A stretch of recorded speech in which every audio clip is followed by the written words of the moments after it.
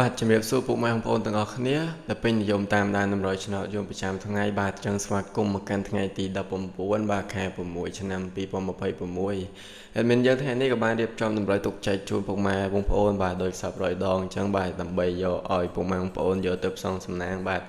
ចឹងអេដមីនចង់បញ្ជាក់តិចដែរថាតម្រុយរបស់អេដមីននេះគឺសម្រាប់ម៉ោង4កន្លះ6កន្លះហើយអេដមីនគឺផុសមុនមួយថ្ងៃបាទដើម្បីឲ្យពុកម៉ែបងប្អូនងាយស្រួលតាមដានទស្សនាបាទតោះអញ្ចឹងយើងចូលទៅកាន់តម្រុយឆ្នោតរបស់យើងតែម្ដងបាទកុំឲ្យចាំយូរ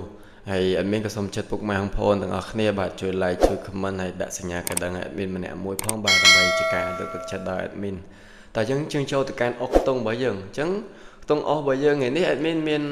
អុស7ហើយនិងអុស20បាទសម្រាប់អុសខ្ទង់របស់យើងថ្ងៃនេះ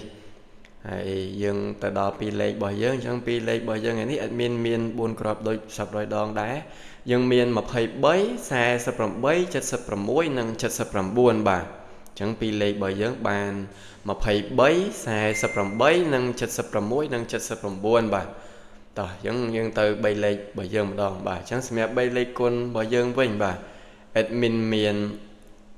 238និង782គុណបាទអេដមីនមានប៉ុណ្ណឹងសម្រាប់3លេខរបស់យើងមាន238និង782គុណបាទ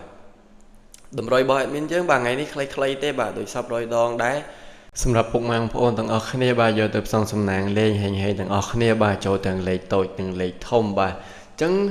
តម្រុយរបស់អេដមីនយើងថ្ងៃនេះក៏បានឈានចូលមកដល់ទីបញ្ចប់ហើយជម្រាបលាពុកម៉ែបងប្អូនទាំងអស់គ្នាជូនពរពុកម៉ែបងប្អូនទាំងអស់គ្នាបាទហេងទាំងអស់គ្នាបាទជម្រាបលាបាយបាយ